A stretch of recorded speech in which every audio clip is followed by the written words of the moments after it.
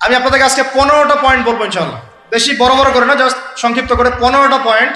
এই পয়েন্টগুলো আমাদেরকে রমাজানের আগেই নিজের মাথায় ঢুকাইতে হবে, পাক্কা নিয়াত করতে হবে। আল্লাহ পাক যেন আমাকেও তৌফিক দেন, আপনাদের সবাইকে তৌফিক দান করেন।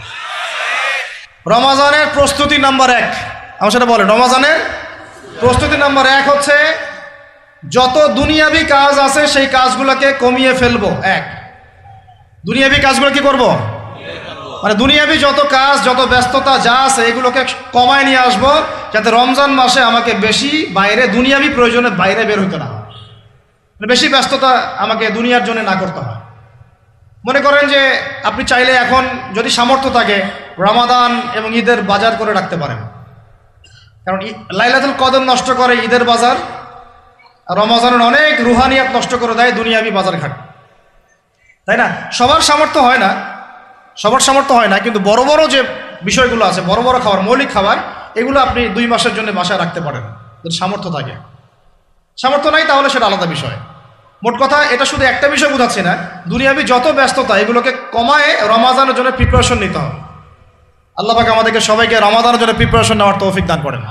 এটা হলো মনস্তাত্ত্বিক প্রিপারেশন, যে রমাদান আসতেছে, আমি শাবান মাসেই আমি আমার কাজগুলো গোছাই নিব যাতে রমজানে আমি ফারেক থাকি ইবাদতের জন্য। বুদ্ধিমানের কাজ না এটা? আল্লাহ পাক তৌফিক দান করেন, আমিন। 2 নম্বর হচ্ছে ভাই, রমাজানের আমরা সবাই 30টা সওম রাখবো বলে নিয়াত করি, আল্লাহ পাক তৌফিক দান করেন, আমিন। কিন্তু এখানে একটা কথা, 2 নম্বরটা হচ্ছে রোজা রাখার মতো রোজা রাখতে হবে। কি বললাম বলেন? রোজা রাখার মতো রাখতে হবে। এটা কেন বললাম, কেন বললেন ভাই? উত্তর দিচ্ছিস। উপোস থাকা, না খেয়ে থাকা আর সওম রাখা এক জিনিস নয়। পানি ছেড়ে দেওয়া, খাবার ছেড়ে দেওয়া আর ইসলামী সওম এক জিনিস নয়। অনেক ধর্মের মানুষ খাবার পানি ছেড়ে দিয়ে থাকে, উপাস থাকে না? হাদিসের মধ্যে নবীজি বলেছেন যে ব্যক্তি রোজা রেখে অন্যায় কাজ ছাড়তে পারলো না, মানে আল্লাহর মাসিয়াত ছাড়তে পারলো না, এই যে কাবায়ের ফাওয়াহিশ এগুলো ছাড়তে পারলো না, অশ্লীলতা ছাড়তে পারলো না, মিথ্যা ছাড়তে পারলো না, বেহায়াপনা ছাড়তে পারলো না, তার না খেয়ে থাকায়, পানি না পান করায় আল্লাহর কিচ্ছু যায় আসে না। আর রোজার বিষয় বুঝলাম, রোজা কাকে বলে ভাই? মানে রোজা মানে হচ্ছে আমি আল্লাহ পাকের সমস্ত নিষেধ ছেড়ে দিব। কি করব? আল্লাহর সমস্ত নিষেধ। রোজা থেকেছি, পানি খাচ্ছি না, খাবার খাচ্ছি না, কার ভয়ে? গোসল করার সময় এক ঢোক পানি খেলে কে দেখবে?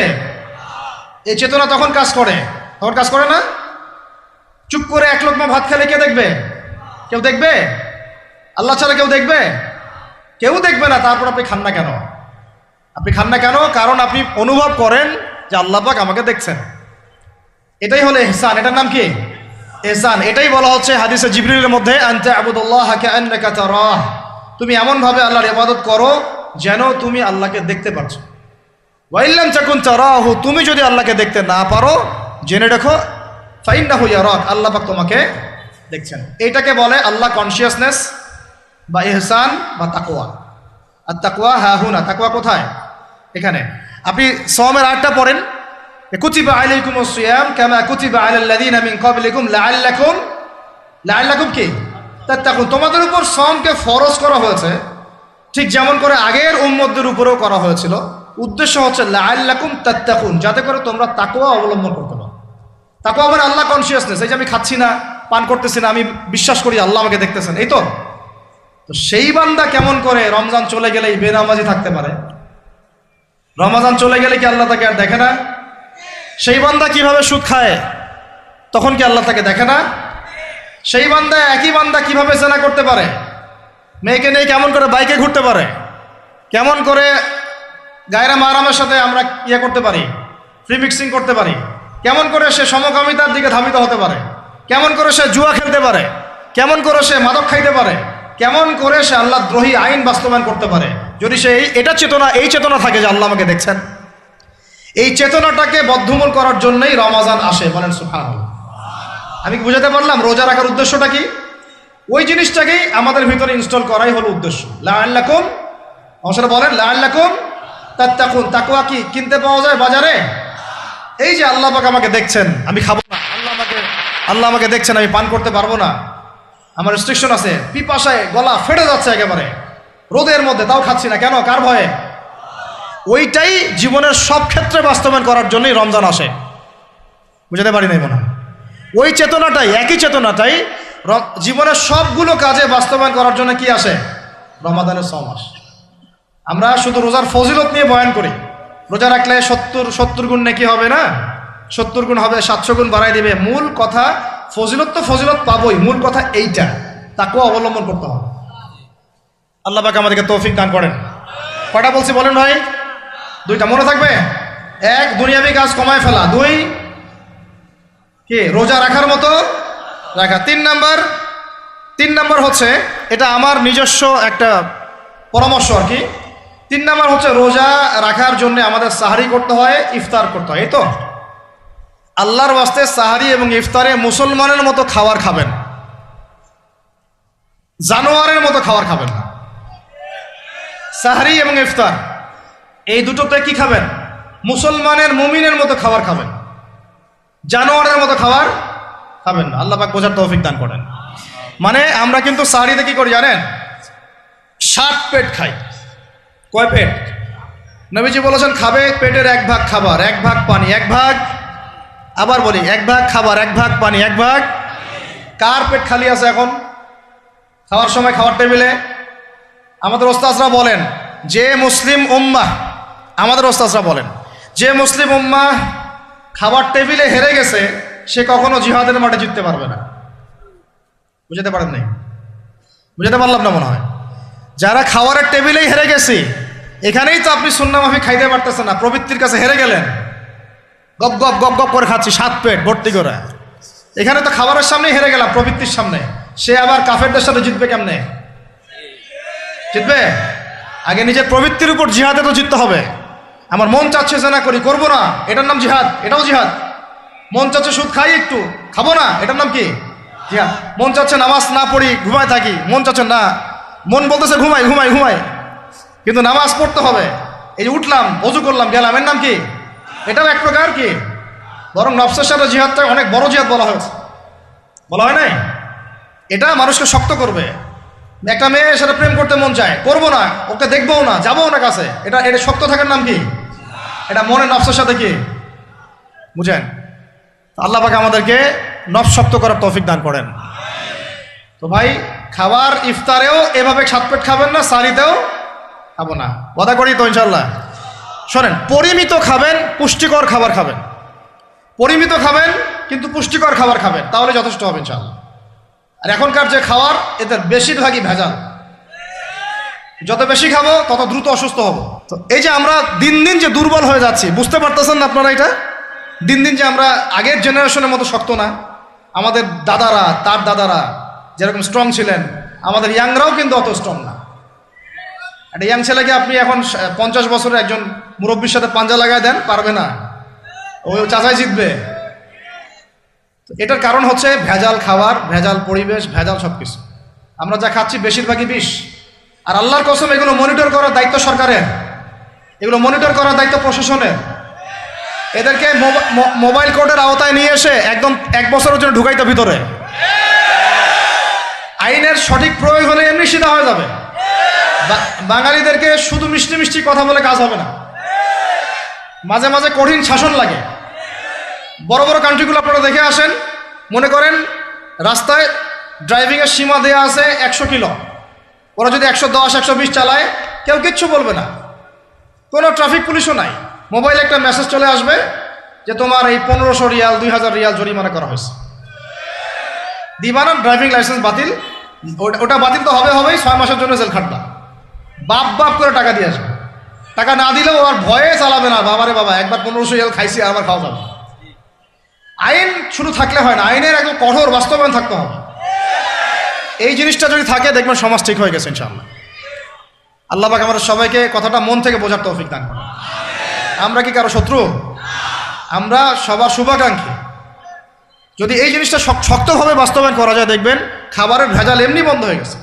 মানুষকে মেরে ফেলতেছে খাবার দিয়ে, 3 দিনের বাসি তেল দিয়ে রান্না করছে, বললো একদম টাটকা রান্না, খেয়ে ফেলে। এই যে কোলেস্টেরল বেড়ে গেল, ক্যান্সার হচ্ছে। গরু ইঞ্জেকশন দিয়ে ফুলায় ফাবায় মোটা তাজা করে ফেলা যায়, করে নাই? কি অবস্থা মানুষের বুদ্ধি! চালের মধ্যে এটা মিশাচ্ছে, ডালের মধ্যে ওইটা মিশাচ্ছে, পানির মধ্যে কি মিশাই দিচ্ছে, ড্রেনের পানি বলতেছে মিনারেল ওয়াটার। হ্যাঁ, ডাব খাবেন, ডাবের পানি আগে ইঞ্জেকশন দিয়ে বের করে ফেলাইছে, ও আগে খাই ফেলছে, অল্প একটু বাকি আছে, ওটার দাম হাঁকাচ্ছে 150 টাকা। নিচ থেকে উপর পর্যন্ত আমাদের সমাজে খালি প্রতারণা চলতেছে। এই কারণে আমাদের উপর থেকে আল্লাহর রহমত দিন দিন উঠে যাচ্ছে। আমাদেরকে সতর্ক হওয়া উচিত, আমাদেরকে সৎ হওয়া উচিত। সৎ হইতে পয়সা লাগে না, সৎ হইতে পয়সা লাগে। সবাই যার যার জায়গা থেকে ভালো হয়ে যায়, কিচ্ছু করা লাগবে না ইনশাআল্লাহ। আপনি মাদক খায়েন না, কেউ জোর করে মাদক খাওয়াবে? আপনি নিজে সুদ খায়েন না, কেউ জোর করে সুদ খাওয়াবে? এখানে কেউ মাদকের দোকান দিল, আমরা খাই না, ও দোকান নিয়ে চলতে পারবে না? টামটোপলা বাঁধে চলে যাবে, কি করবে? চাইতে বাধ্য সে। আমরা খাইলে সে ব্যবসা করবে। আল্লাহর ওয়াস্তে আমরা কোনো রকম প্রতারণার কাছেও যাব না, হারামের কাছেও যাব না, এবং অন্যকে আমরা প্রতারিত করবো না ইনশাআল্লাহ। বাজার মার্কেটে একটা অনেক জটিল বিষয়। রমজান মাস আসলেই দেখবেন দাম বাড়া শুরু হয়েছে। এখনই অসাধু ব্যবসায়ী যারা, ওরা রিস্টোর করে ফেলাইছে, ওরা আবার সিন্ডিকেট করে ফেলবে যে এই দামের বাইরে যাবে না।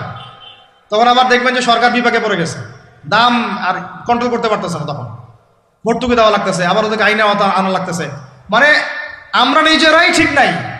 কারা ঠিক নাই? আমরা নিজেরাই ঠিক নাই। এই কারণেই তো আমরা মানে আমাদের সমাজের উপর থেকে আল্লাহ পাকের রহমত বরকতটা উঠে যাচ্ছে দিন দিন।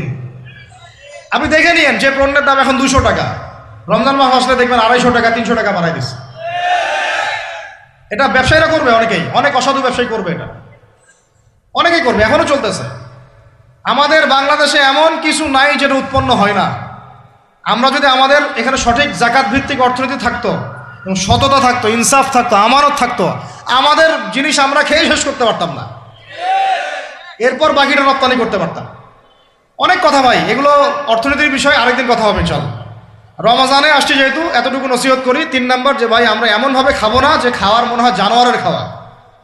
ঠিক আছে ভাই, পুষ্টিকর খাবার খাবো, কিন্তু পরিমাণে কম। কম বলতে কি একবারে কম না, আপনার প্রয়োজন অনুযায়ী 3 ভাগ করে, 1 ভাগ খাবার, 1 ভাগ পানি, 1 ভাগ ফাঁকা, সুন্নাহ অনুযায়ী। আল্লাহ পাক তৌফিক দান করেন, আমিন। 4 নাম্বার হচ্ছে রমাদান মাস মানেই কোরআন। রমাদান মাস মানে কি? এই রমজানে আমরা সবাই বেশি থেকে বেশি কোরআন তেলাওয়াত করবো ইনশাআল্লাহ। কারা কারা পারি হাত তুলি, আলহামদুলিল্লাহ, হাত নামান। সবাই পারেন কোরআন তেলাওয়াত? মাশাআল্লাহ মাশাআল্লাহ। এটাই তো চাই, বাংলাদেশের ঘরে ঘরে প্রত্যেক ব্যক্তি যেন কোরআন তেলাওয়াত করা জানে, এটাই তো আমরা চাই। এমন যদি হয় যে 100% মানুষ কোরআন তেলাওয়াত করতে পারে, 16 কোটি মুসলিম, দিন কায়েম হয়ে যাবে ইনশাআল্লাহ ইনশাআল্লাহ ইনশাআল্লাহ। ভিতরে কাজগুলো করেন, আল্লাহ পাক তৌফিক দান করেন। তো ভাই কোরআন আমরা রমজানে বেশি থেকে বেশি পড়বো ইনশাআল্লাহ ভাই, ঠিক আছে? যারা পারি না, একটা লিমিট ফিক্স করি, কমপক্ষে দিনে 1 পারা, দিনে কমপক্ষে 1 পারা, তাহলে 30 দিনে 1 খতম হবে। ওকে, আরও বেশি পারি 2 পারা, তাহলে 2 খতম হবে। আরও বেশি পারি 3 পারা। এমন আমাদের ইমামদের যুগে, আমাদের 4 ইমামদের যুগে, সলফে সালেহিনদের যুগে প্রতিদিনই 1টা করে খতম দিতেন তারা। সুবহানাল্লাহ, তাদের সময় আল্লাহ বরকত দিয়েছিলেন। সুবহানাল্লাহ, সারা রাত জেগে তেলাওয়াত করতেছেন, নামাজ পড়তেছেন, দিনের বেলা তেলাওয়াত করতেছেন। রমজান মাস হচ্ছে কোরআন নাজিলের মাস। এই মাসে যে হতভাগা কোরআন পড়তে পারলো না, তার জন্য আফসোস করা ছাড়া কিছু করার নাই। রমজান মাসে কোরআন আগে পড়বো, কোরআন শিখবো, না পারলে কি করব? না পারলে 1 মাসে শিখবো, অন্যকে শেখাবো, কোরআনের দার্স দিব, কোরআনের মাহফিল হবে, কোরআনের তাবলীগ হবে, কোরআন নিয়ে আলোচনা হবে ইনশাআল্লাহ। আমরা জানবো কোরআনের মধ্যে কি আছে। এটা জানার সবচেয়ে উত্তম মাস হচ্ছে কি? রমাদান। আল্লাহ পাক তৌফিক দান করেন, আমিন। যারা আমরা আরবি জানি টুকটাক ভাঙাচোরা, তারা আমরা এটার অর্থ পড়বো ইনশাআল্লাহ। যারা আমরা আলেম ওলামা আছে অনেকেই, যারা ইফতা দিয়েছি, দাওরা দিয়েছি, বা আমরা তালেব ইলম ওলামা ইকরাম যারা আছে, আমরা এই কোরআনের তাফসিরগুলো পড়বো ইনশাআল্লাহ। মানে কোরআনময় রমাদান, কোরআনময় কি?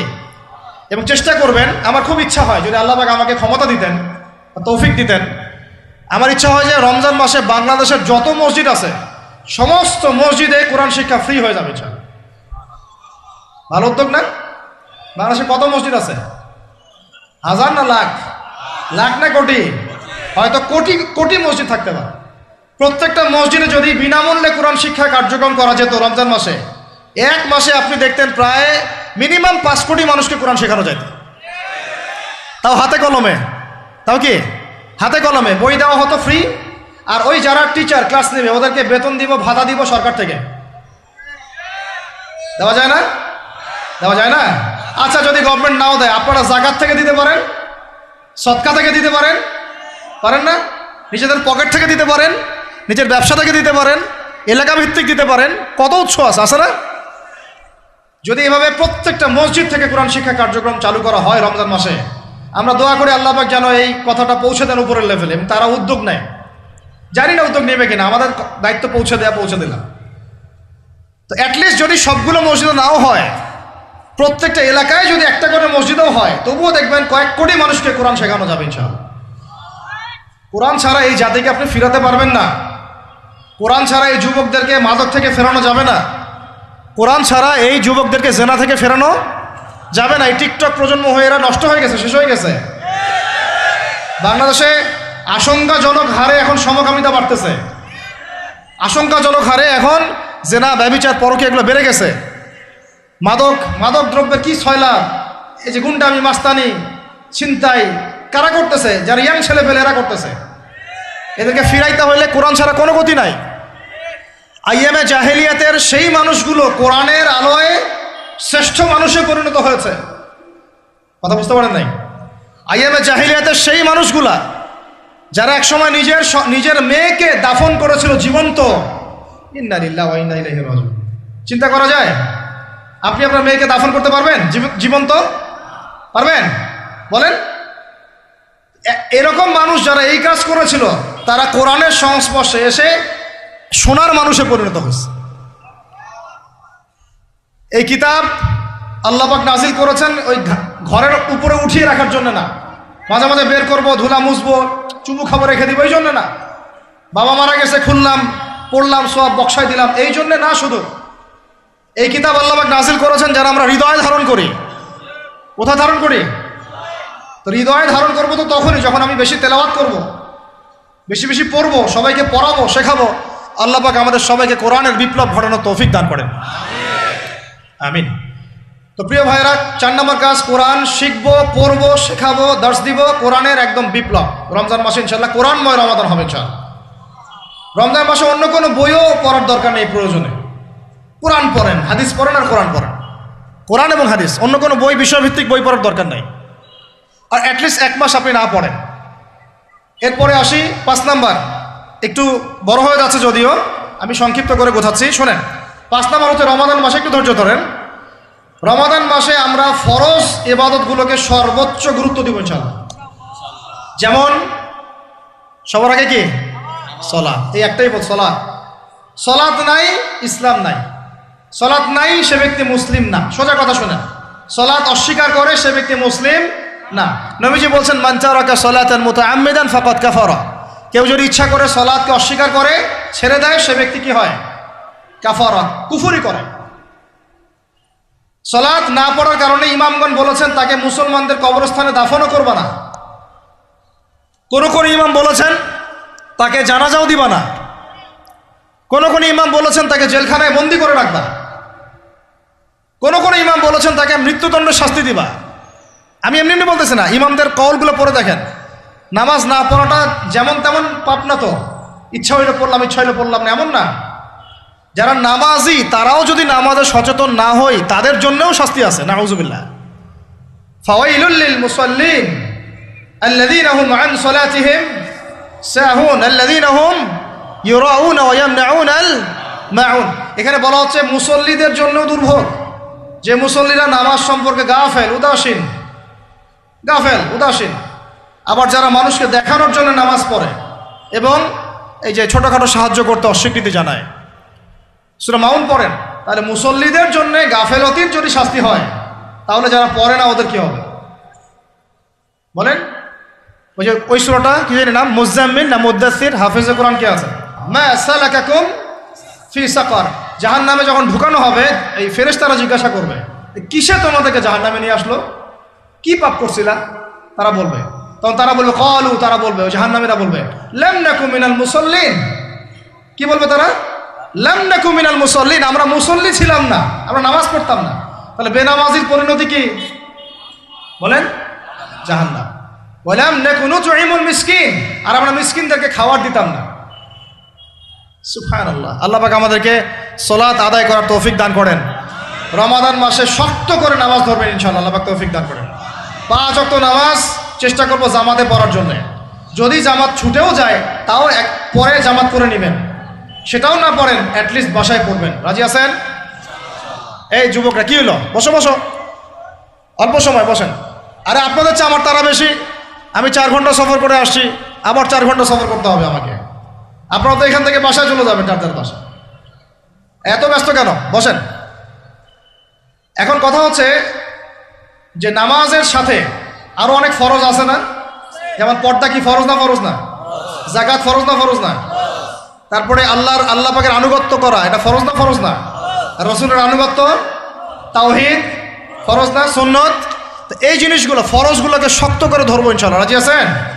তাহলে 4 নম্বর হচ্ছে রমজান, এটা কি 5 নম্বর না? 5 নম্বর রমজান মাসে ফরজ ইবাদতগুলোতে সর্বোচ্চ গুরুত্ব দিব ইনশাআল্লাহ। রাজি? 6 নম্বর হচ্ছে, এটা কত 6 বলছি? 5। 6 নম্বর হচ্ছে ফরজের পাশাপাশি সুন্নত এবং নফলের পাবন্দি। ফরজের পাশাপাশি সুন্নত এবং নফলের পাবন্দি মানে দেখেন, ফরজ নামাজের আগে পিছে অনেক নামাজ আছে না সুন্নত? দৈনিক 12 রাকাত সুন্নত যে ব্যক্তি পড়বে তার জন্য জান্নাতে ঘর নির্মাণ করা হবে। কোন 12 রাকাত? ফজরের আগে 2, ফজরের আগে, জোহরের আগে 4, তারপরে 2, তারপরে মাগরিবের পরে, এশার পরে, মোট কত হইল? 12। এই 12 রাকাত নামাজ যে ব্যক্তি দৈনিক পড়বে তার জন্য জান্নাতে ঘর নির্মাণ করা হবে ইনশাআল্লাহ। তো রমজান ছাড়া এগুলো ধরার উত্তম কোনো সময় আছে? অনেক সময় মিস হয়ে যায়, রমজানে যেন ধরি আমরা, আল্লাহ পাক তৌফিক দান করেন। এর পাশাপাশি দেখেন দৈনন্দিন অনেক সুন্নতের আমল আছে না? বিভিন্ন কাজের দোয়া, মাসনুন দোয়া, জিকির আজকার, এগুলো আছে না? এই প্রত্যেকটা কাজকে শক্ত করে আঁকড়ে ধরবো ইনশাআল্লাহ, আল্লাহ পাক তৌফিক দান করেন, আমিন। যে কাজটা করবেন তার আগে জেনে নেবেন ওই কাজটা কিভাবে করলে সুন্নত হবে। সকালে উঠে এক দৌড় দিয়ে বাথরুমে যাবেন না, উঠে আগে বসবেন, চোখ ঘষবেন, মুখ থেকে ঘুমের ভাব দূর করবেন, তারপরে বলবেন আলহামদুলিল্লাহ আল্লাযী আহইয়ানা বা'দা মা আমাতানা ওয়া ইলাইহিন নুশুর। তারপরে আপনি যাবেন আস্তে আস্তে বাথরুমে, বাম পা দিয়ে ঢুকলেন, ইস্তেঞ্জা করলেন, ডান পা দিয়ে বের হবেন। ঢোকার সময় দোয়া আছে, আল্লাহুম্মা ইন্নী আউযু বিকা মিনাল খুবসি ওয়াল খাবাইস। বের হওয়ার সময় আলহামদুলিল্লাহ আল্লাযী আযহাবা আনিল আযান ওয়া আফানি গুফরানাকা, দোয়া আছে। এগুলো সুন্নাহ মোতাবেক কাজ করবেন। বুঝাতে পারতেছি? কাপড় পরবেন, যে কোনো কাপড় পরবেন না। যে কাপড় যে সুন্নত নবী পরতেন সেই সুন্নত পরবেন। চেহারা নবীর মতো হতে হবে, ক্লিন শেপ চেহারা চলবে না, ক্লিন শেপ চেহারা চলবে না। অনেকে মনে করেন যে এটা তো ফরজ কিছু না, এত তাচ্ছিল্য করেন কেন? এটাকে শেভ করা মানে হলো নবীর সুন্নতকে জবাই করা। বুঝাতে পারি নাই? এক মুষ্টি রেখে কাটেন, সেটা আলাদা ইস্যু, আলাদা মাসালা। কিন্তু পুরুষের চেহারায় দাড়ি থাকতেই হবে, মাস্ট বি। পোশাক আশাক থাকতেই হবে নবীর মতো। আমরা আমাদের সংস্কৃতি নিয়ে গর্বিত না? গর্বিত না? ইসলামিক সংস্কৃতি কোনো দেশ, জাতি, বর্ণ নির্দিষ্ট করে আছে না সবার জন্যে? আমাদের নবী কি আরবদের নবী না পুরো বিশ্বের নবী? তাহলে আমাদের নবীর সুন্নত কি শুধু আরবরা পালন করবেন, আমরা সবাই করব? এখন আমাদের সবার চেহারা নবীর সুন্নাহ অনুযায়ী হতে হবে। গোফ ছোট করতে হবে, দাড়ি লম্বা করতে হবে, পোশাক ঠিক করতে হবে, টাকনুর উপরে কাপড় পরতে হবে। এখন ছেলেরা পরে টাকনুর উপর কি, হ্যাঁ ছেলেরা পরে টাকনুর নিচে, আর মেয়েরা পরে কি উপরে। এরপরে বসে ছেলের সাথে বাইকে, দেখবেন হাঁটু পর্যন্ত দেখা যায়। বিষয়টা এমন না? এখন হুজুর আপনারাও দেখেন না? আমরা দেখি না, আপনারা দেখান। আমরা কি করি না? আমরা দেখি না, বরং আপনারা দেখান। দেখালে আমরা চোখটা সরাই বলি আউযু বিল্লাহি মিনাশ শাইতানির রাজিম। চোখে পড়লে আমরা কি বলি? আউযু বিল্লাহি মিনাশ শাইতানির রাজিম। এখন আসেন, আমাদের পোশাক আশাক, কথাবার্তা, চলাফেরা, আমল, খাওয়া, ঘুম, ব্যবসা বাণিজ্য যা আছে, রাজনীতি, অর্থনীতি, সমাজনীতি, সব কিছু নবীর সুন্নাহ মাফিক ঢেলে সাজাইতে হবে। রাজি কি না? রমজান মাসে এটা নিয়াত করা যাবে ইনশাআল্লাহ? ইনশাআল্লাহ, আল্লাহ পাক তৌফিক দান করেন, আমিন। কয়টা বলছি ভাই? 6টা? 7টা? 6টা। 7 নম্বর আসেন ভাই। 7 নম্বর হচ্ছে আমরা কোনো অবস্থায় হারাম কোনো রিজিকে যাব না। রাজি? রোজা রাখতেছেন, ইবাদত করতেছেন, নামাজ পড়তেছেন, তারাবি পড়বেন, অনেক কিছু করবেন। এবার এদিকে রিজিকে সুদ, এদিকে রিজিকে ঘুষ, রিজিকে এখানে দুর্নীতি, এখানে করাপশন, এখানে মাপে কম দেওয়া, একটা ইবাদতও কবুল হবে না। হারাম রিজিক থাকলে বিশ্বাস করেন, আমি এমনি কথা বলতেছি না, নবী সাল্লাল্লাহু আলাইহি ওয়াসাল্লাম বলেছেন ইন্নাল্লাহা তাইয়্যিব লা ইউকবালু ইল্লা তাইয়্যিব। আল্লাহ পবিত্র, আল্লাহ পবিত্র ছাড়া গ্রহণ করেন না, কবুল করেন না। মুসাফিরের দোয়া আল্লাহ ফিরাই দেন না, সেই মুসাফির যদি হারাম খায় সেই দোয়াও কবুল হচ্ছে না। একজন মুসাফির হাত তুলে দোয়া করছিলেন, নবীজি বলছেন মাথায় ধুলা, গায়ের কাপড় ঠিক নাই, মুসাফির সেজদায় আল্লাহর কাছে দোয়া করছে, হাত তুলে দোয়া করছে, আল্লাহ আমাকে এইটা দাও, ওইটা দাও, ওইটা দাও, ইয়া রব্বি ইয়া রব্বি ইয়া রব্বি। নবীজি বলছেন এই ব্যক্তি যদিও মুসাফির, কিন্তু কিভাবে তার দোয়া কবুল হতে পারে? তার পানীয়টা হারাম, তার খাবারটা হারাম, তার পোশাকটা হারাম। যেতে পারছে ভাই? এমনিতে মুসাফিরের দোয়া কবুল হয়, তিন ব্যক্তির দোয়া আল্লাহ ফিরাই দেন না। কয় ব্যক্তি?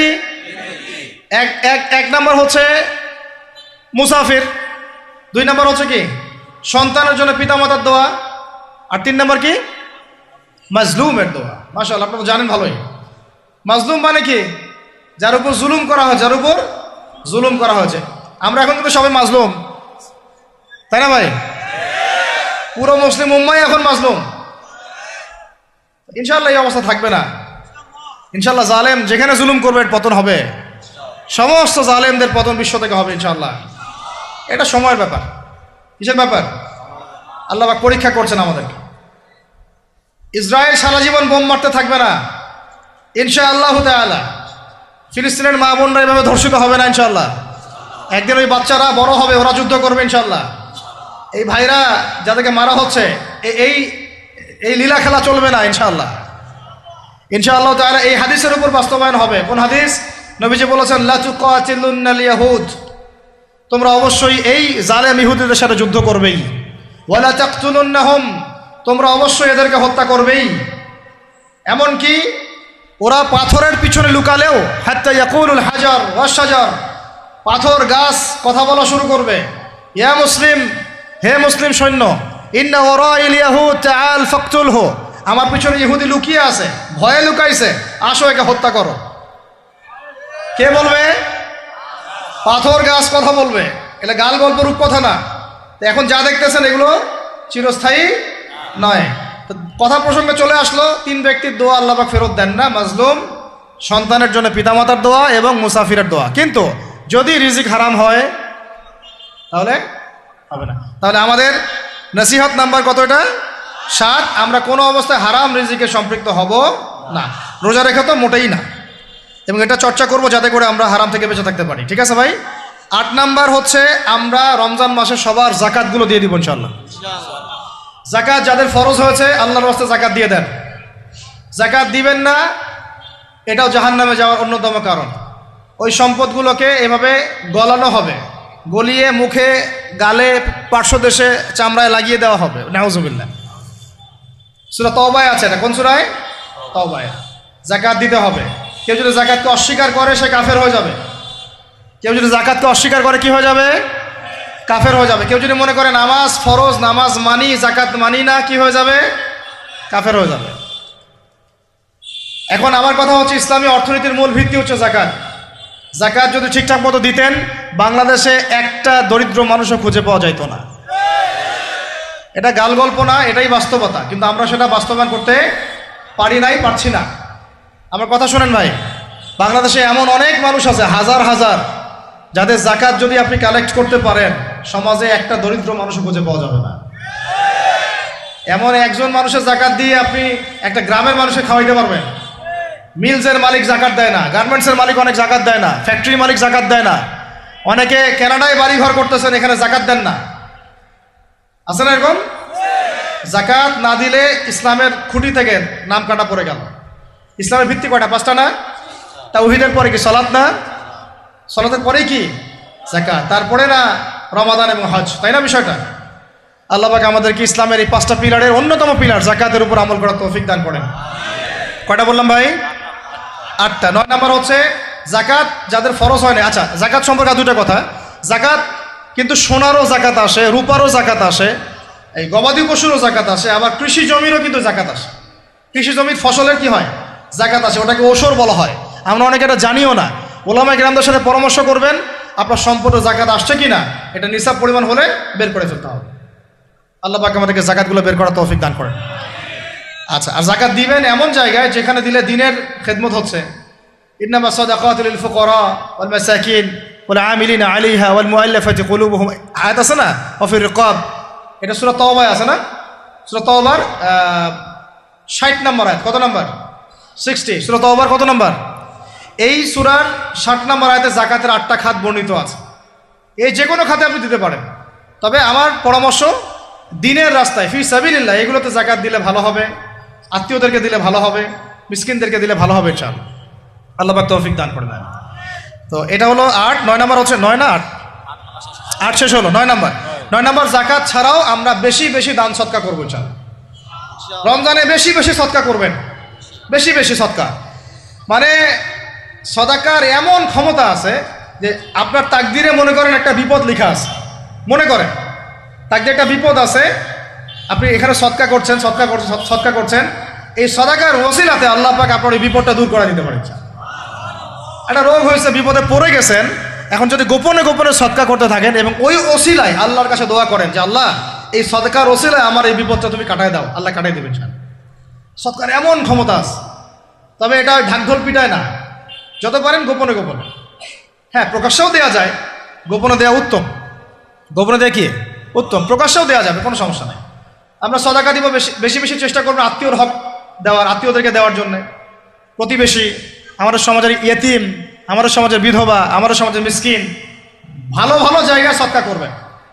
ঢাকা শহরে দেখা যায় অনেক সময় আমরা গাড়ি দিয়ে যাই, গাড়ির সামনে গ্লাসে নক করে টাকা যাচ্ছে, আল্লাহর ওয়াস্তে কিছু দেন। কে জানি হাদিসটা ভিক্ষুকদেরকে শিখাইছে। কোন হাদিস জানেন? যে আল্লাহর ওয়াস্তে কারো কাছে কিছু চাইলে ফিরাইতে হয় না। আল্লাহর ওয়াস্তে যদি কেউ আপনার কাছে কিছু চায়, যে আল্লাহর ওয়াস্তে ভাই আপনার কাছে আমি 10টা টাকা চাচ্ছি, থাকলে দেন, তাহলে এটা ফিরাইতে হয় না। বেচারা আল্লাহর ওয়াস্তে চাইছে, আমি ফিরাবো কেন? আল্লাহর দোহাই দিছে। তো প্রত্যেকটা ভিক্ষুক দেখবেন চায় আল্লাহর ওয়াস্তে দেন। সেটা নিয়ে গাঁজা খাক আর কি করে করবো, আল্লাহর ওয়াস্তেই চাচ্ছে। অনেক সময় দেখা যায় অনেক ভিক্ষুকের ফ্ল্যাট আছে ঢাকায়, কি আছে, আর আমরা ভাড়া থাকি, যারা দেই তারা ভাড়া থাকি, হয় ভিক্ষুকের ফ্ল্যাট আছে। সুবহানাল্লাহ। তো প্রতারণা যুক্ত, বোঝার বুদ্ধি নাই কোথায় দিলে ভালো হবে। এই জন্যে বাছাই করে করে সদকা করবেন, দিনই খাতগুলোতে বেশি সদকা করবেন। আল্লাহ পাক তৌফিক দান করবেন। আর সবচেয়ে ভালো হয়, আমার পরামর্শ, সবচেয়ে ভালো হচ্ছে আত্মীয়দেরকে দিবেন। এখানে আপনি 2টা নেকি পাবেন। কয়টা? এক, আত্মীয়র হক রক্ষা করলেন, হক আদায় করলেন, তার নেকি, সদকা তো করলেন, এটার নেকি আছে। আবার আত্মীয়র সম্পর্ক বজায় রাখলেন, সুসম্পর্ক বজায় রাখলেন, এটা আরেকটা নেকি। আত্মীয়তার সম্পর্ক রক্ষা করা বিশাল ইবাদত। মানে এটা সিলাতুর রাহিম, এটা আল্লাহ পাকের আরশের সাথে ঝুলে থাকে। যে আত্মীয়তার সম্পর্ক রক্ষা করে আল্লাহ পাক তাকে রক্ষা করবেন। আত্মীয়তার সম্পর্ক যে নষ্ট করে দেয় আল্লাহ পাক এই কেটে ফেলবেন। এটাকে আত্মীয়তার সম্পর্ক নষ্ট করতে হয় না। আত্মীয়তার সম্পর্ক নষ্টকারী জান্নাতে যায় না। এটা না হাদিসটা ওস্তাদ? লা ইয়াদখুলুল জান্নাতা কাতিউর রহমি, মানে আত্মীয়তার সম্পর্ক, রক্তের সম্পর্ক যারা কাতি মানে কেটে ফেলে তারা জান্নাতে যাবে না। তো প্রিয় ভাইরা, আমরা আত্মীয়তার সম্পর্ক রক্ষা করবো ইনশাআল্লাহ। আর আত্মীয়দের মধ্যে সবাই একরকম হয় না, এক এক মানুষ এক এক বুঝের। কেউ হয়তো আলট্রা মডার্ন, কেউ এক্সট্রা অর্ডিনারি মডার্ন, ঠিক আছে, কেউ দিনের ধার কাছেও নাই, কেউ নাস্তিক, এরকম আছে তো নাকি? তা আপনি সৌজন্যমূলক সম্পর্ক বজায় রাখবেন। সালাম কালাম বিনিময়ে আসলে মেহমানদারি করা, সৌজন্যমূলক সম্পর্ক কি করবেন? বজায় রাখবেন। আল্লাহ পাক আমাদেরকে বোঝার তৌফিক দান করুন। কটা বলছি? 8 না 9? 9টা। 10 নম্বর হচ্ছে ভাই, রোজা রেখে বেশি বেশি ইস্তেগফার করবেন। কি করবেন বলেন? রোজা রেখে বেশি বেশি ইস্তেগফারের সবচেয়ে ছোট্ট বাক্যটা হচ্ছে আস্তাগফিরুল্লাহ ওয়া আতুবু ইলাইহি। কি বললাম বলেন? আস্তাগফিরুল্লাহ ওয়া আতুবু ইলাইহি। এইটুকু পারা যাবে না? দিনে কমপক্ষে 100 বার। কতবার? দিনে কমপক্ষে 70 বার বা 100 বার। দিনে কমপক্ষে 70 বার বা 100 বার। আরও বেশি পারলে আরও ভালো। ওই যে হিসনুল মুসলিম একটা বই আছে না, বা কিতাবুজ জিকির, কিতাবুদ দোয়া, আল আসকার, এমন অনেক বই পাওয়া যায়। এই বইগুলো কিনবেন, ওখানে দেখবেন অনেক জিকির আজগার দেওয়া আছে, দৈনন্দিন জিকির আজগার দেওয়া আছে, তাসবিহ তাহলিল দেওয়া আছে, সকাল সন্ধ্যার মাসনুন দোয়াগুলো দেওয়া আছে। এগুলো মুখস্থ করেন, কিছু হলেই হুজুর দোয়া করে দেন, হুজুর ফু দিয়ে দেন, হুজুর পানি পরা দেন। আগে হুজুরের উপর ডিপেন্ডেন্সি কেন আপনার? নিজে আল্লাহর কাছে চাওয়া শিখেন। সেজদায় গিয়ে আল্লাহকে বলেন, আল্লাহ আমার অসুস্থ, আমি অসুস্থ, আমাকে শেফা দাও। সেজদায় গিয়ে বলেন আল্লাহুম্মা আতিনা ফিদ দুনিয়া হাসানা ওয়া ফিল আখিরাতি হাসানা ওয়া কিনা আযাবান নার। হাত উঠান, আল্লাহকে বলেন আল্লাহুম্মা আইনি আলা যিকরিকা ওয়া শুকরিকা ওয়া হুসনি ইবাদাতিক। আল্লাহকে বলেন ইয়া শাফি, ইয়া আল্লাহ, ইয়া রহমান ইশফিনি, আমাকে শেফা দান করেন। আগে আল্লাহর সাথে কথা বলা শিখেন, তাই না ভাই? তারপরে দোয়া নিবেন, পানি পরাও নিতে পারেন, ঝাড়ফুঁক দিতে পারেন, সেটা আছে বৈধতা অবশ্যই, এটাও ঠিক আছে। কিন্তু আগে আপনি আল্লাহকে চিনতে শিখেন। বেশি বেশি রোজা রেখে ইস্তেগফার করবেন, আল্লাহ পাক তৌফিক দান করেন, আমিন। একটা বইয়ের নাম বলেছে হিসনুল মুসলিম, আল আসকার, কিতাবুদ দুয়া, এরকম অনেকগুলো বই আছে বাজারে। এগুলো কিনে বাসায় মুখস্থ করার চেষ্টা করেন, আল্লাহ পাক তৌফিকের আয়াত করেন, বলি আমিন। কয়টা বললাম? 10টা। 11 নাম্বার, আসলে আমার মার্কিংটা উল্টা পাল্টা তো বুঝতে পারতেছে না, ঠিক আছে? 11 নাম্বার হচ্ছে, শোনেন, 11 নাম্বার হচ্ছে, দেখেন কোরআন খুলবেন, দেখবেন প্রথমে রোজার প্রসঙ্গ যেখানে আসছে কুতিবা আলাইকুমুস সিয়াম, সেখানে আগে আসছে সিয়ামের কথা, তারপরে আসছে শাহরুর রমাদান আল্লাযী উনজিলা ফীহিল কোরআন, কোরআনের কথা, তারপরে আবার আসছে ওয়াইদা সাআলাকা ইবাদি আন্নী ফাইন্নী করিব, দোয়া করার কথা। সুবহানাল্লাহ, কিসের কথা? প্রথমে আসছে রোজা রাখার কথা, তারপরে কোরআনের কথা, তারপরে আল্লাহর কাছে কি করার কথা? দোয়া করার কথা। যখন আমার বান্দারা তোমাকে জিজ্ঞাসা করে, যে আমার সম্পর্কে জিজ্ঞাসা করে, ওয়াইদা সাআলাকা ইবাদি আন্নী, বলো ফাইন্নী করিব, আমি কাছেই আছি, উজিবু দাওয়াতাদ দাঈ ইযা দাআন, দোয়াকারী যখন দোয়া করে আমি তার দোয়া শ্রবণ করি। সুবহানাল্লাহ। ফালিয়াস্তাজিবু লি ওয়াল ইউমিনু বি, আমি তার দোয়া শুনি, অতএব সেও যেন আমার কথা শুনে। সুবহানাল্লাহ। এবং আমার প্রতি ঈমান নিয়ে আসে। তাহলে রোজা রেখে বেশি বেশি কি করব বুঝে ফেলছেন? কি বলেন? দোয়া করবেন। কোরআনের পরে কিসের কথা আসছে? রোজাদারের দোয়া ফেরত দেওয়া হয় না। দোয়া কবুল হওয়ার অন্যতম একটা অস্ত্র হচ্ছে রোজা রেখে দোয়া করা। কেমন করে ফেরত দিবে? আল্লাহর জন্য আমরা না খেয়ে আসি, তাই না? আল্লাহ পাকের মায়া হবে না, দয়া হবে না? আমার বান্দা না খেয়ে আছে, আমার বান্দা পানি ত্যাগ করছে, আমার বান্দা স্ত্রী সহবাস ত্যাগ করছে, হালালগুলো ছেড়ে দিয়েছে আমার জন্যে, তা আমি কেন তার দোয়া? অবশ্যই আল্লাহ পাক উপযুক্ত মনে করলে দোয়া কবুল করবেনই করবেন ইনশাআল্লাহ। দোয়া করার পদ্ধতি জানতে হবে। হারাম খাওয়া যাবে না, শিরিক করা যাবে না, বেদাত করব না। ইনশাআল্লাহ দোয়া করার আগে আল্লাহর প্রশংসা করব, নবী সাল্লাল্লাহু আলাইহি ওয়াসাল্লামের প্রতি দরুদ পড়ব, ঠিক আছে? দোয়া কবুলের সময়গুলো বেছে বেছে দোয়া করব, ইনশাআল্লাহ দোয়া কবুল হবে। আল্লাহ পাক আমাদেরকে রোজা রাখা অবস্থায় বেশি বেশি দোয়া করার তৌফিক দান করেন। কটা হচ্ছে? 11। 12 নাম্বার হচ্ছে রমজান মাসে তারাবির নামাজ জামাতে পড়ব। কি বললাম বলেন? রমজান মাসে সালাতুত তারাবি জামাতে পড়ব। এখন আমি আরো 3টা কথা বাড়াই দিচ্ছি, কেউ হজম করতে পারলে করেন, যদি না করতে পারেন বদহজম হয়ে যায়, কিছু করার নাই। বদহজম যদি হয়ে যায় পরে আমাদের সাথে মাদ্রাসায় এসে বসেন, কিতাবপত্র খুলে দেখাবো, কথা হবে ইনশাআল্লাহ, ঠিক আছে? অনলাইন গরম করার দরকার নাই। রমজান মাসে আমরা তারাবির নামাজ পড়বো ইনশাআল্লাহ জামাতে। কোথায়? জামাতে ইনশাআল্লাহ। 1। 2 নাম্বার, তারাবির নামাজ পড়বো 20 রাকাত। কত রাকাত? 20 রাকাত। আর যদি বলেন যে আমি ভাই কম পড়ি, পড়েন আপনি বাসায়, কোনো সমস্যা নাই, আপনি আপনার মতো করে বাসায় পড়েন, কোনো সমস্যা নাই। যদি উমর রাদিয়াল্লাহু আনহু এর উপর আমল করে থাকেন, আমার আমল করতে কোনো সমস্যা নাই।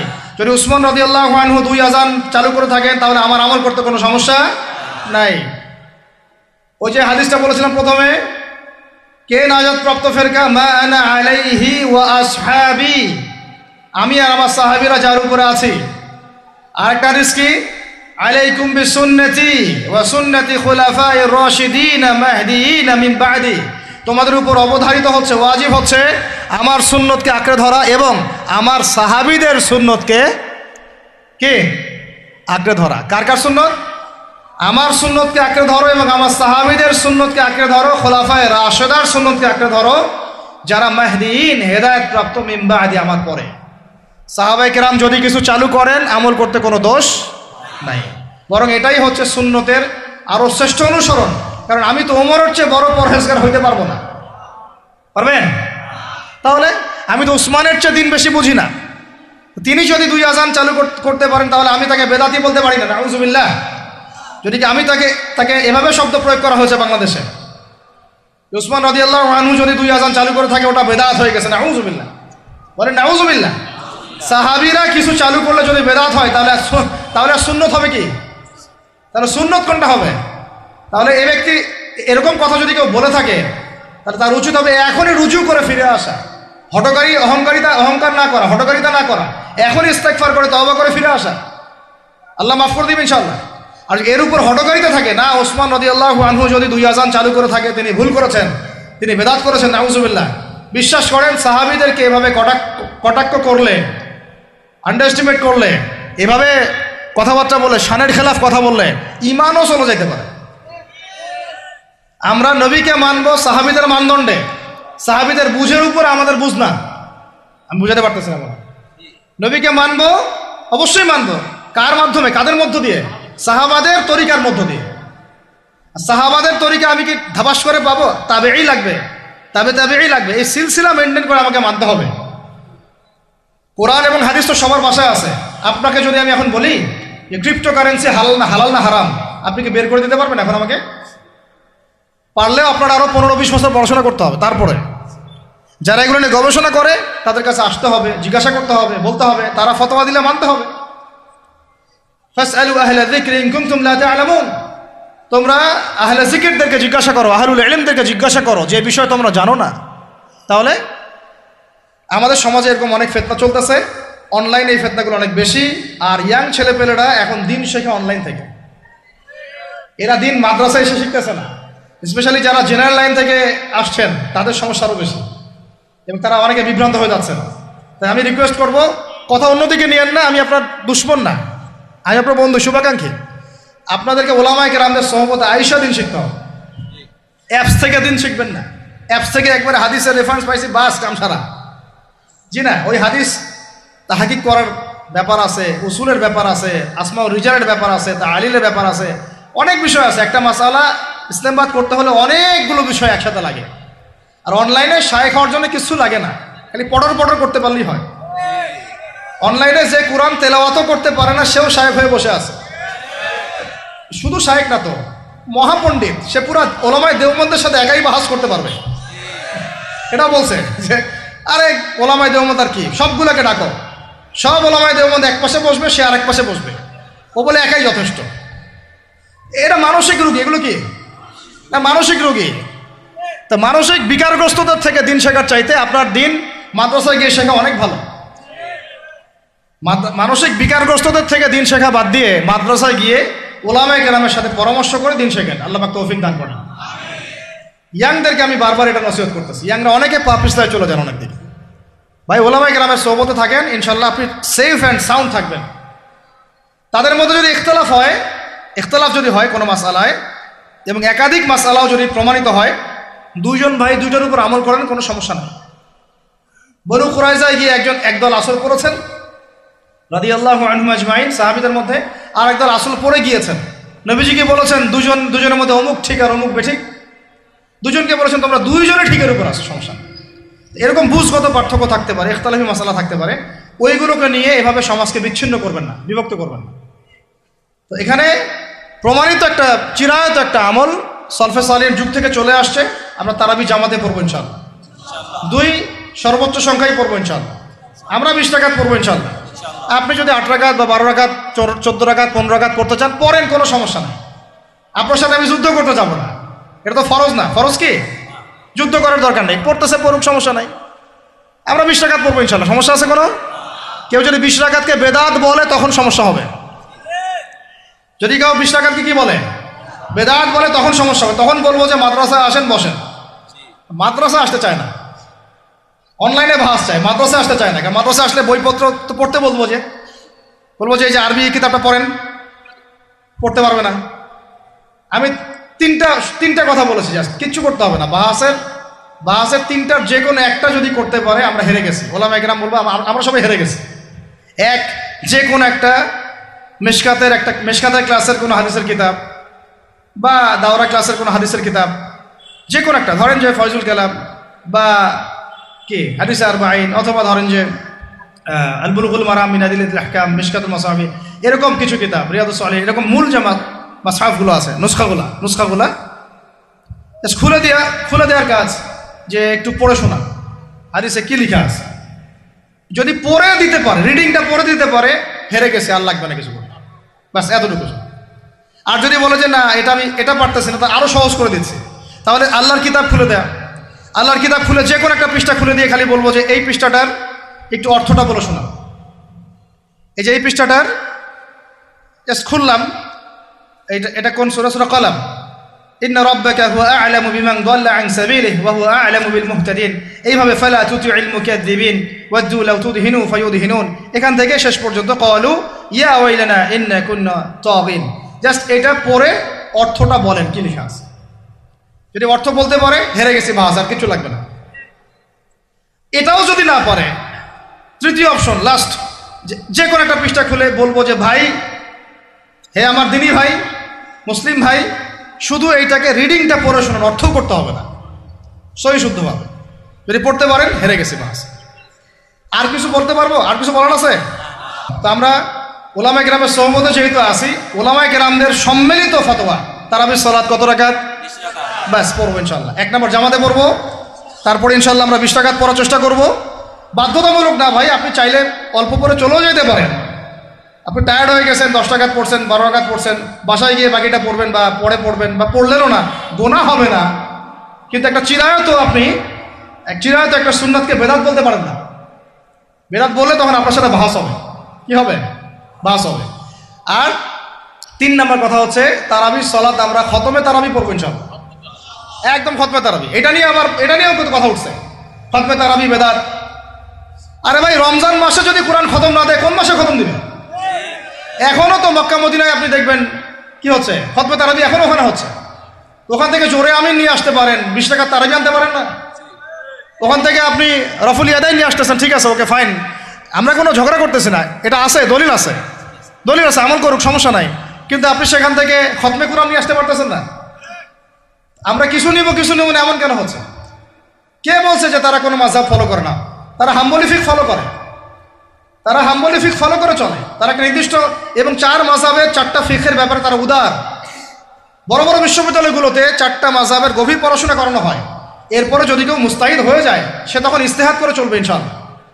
কিন্তু ওই রকম দাবি কয়জন করতে পারে যে আমি মুস্তাহিদ হয়েছি? তো আল্লাহ পাক আমাদেরকে তৌফিক দান করেন, এগুলো কথা বোঝার তৌফিক দান করেন। এগুলো বলতে চাইনি, প্রসঙ্গ এসে গেল, বলে ফেললাম। এখন ভাই বলেছি, তারাবির নামাজ জামাতে খতমে তারাবি চেষ্টা করব ইনশাআল্লাহ 20 রাকাত পড়ার। আল্লাহ পাক তৌফিক দান করেন। কত বললাম ভাই?